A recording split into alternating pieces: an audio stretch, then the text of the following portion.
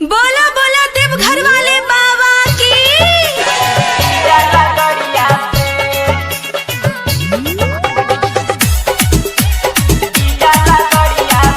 प्रेम से बोल दो बाबा भूतनाथ की।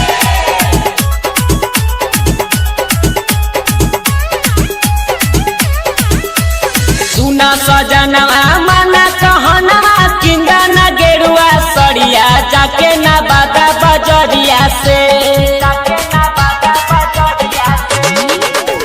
सुना सजनवा मना कहनवा किंदा न गेरुआ सड़िया जाके न बादा बजरिया से। जाके न बादा बजरिया से ता संगे लेके चला देवा घरवा पिया डीजा लगड़िया से।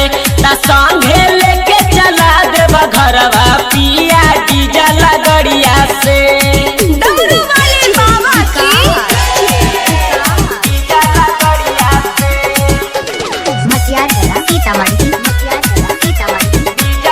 बोले शंकर भगवान की।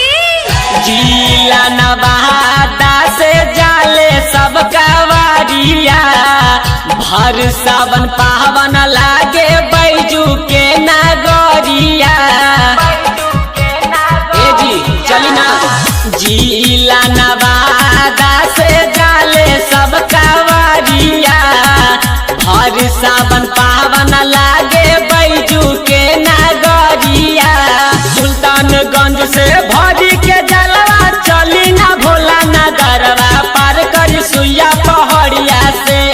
हाँ हाँ सुल्तानगंज से भरी के जलवा चली ना भोले नगरवा पार करी सुइया पहड़िया से। ए पिया सुइया पहड़िया से ता संगे लेके चली देवा घरवा पिया डीजा लगड़िया से।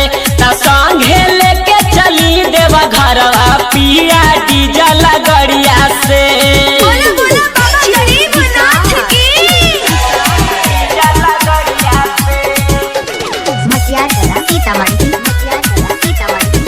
बोला बोला डमरू वाले बाबा की। रउआ खातिर सैया हम मानौती भखले बानी कर दी है कृपा हम पे बाबा उधर दानी।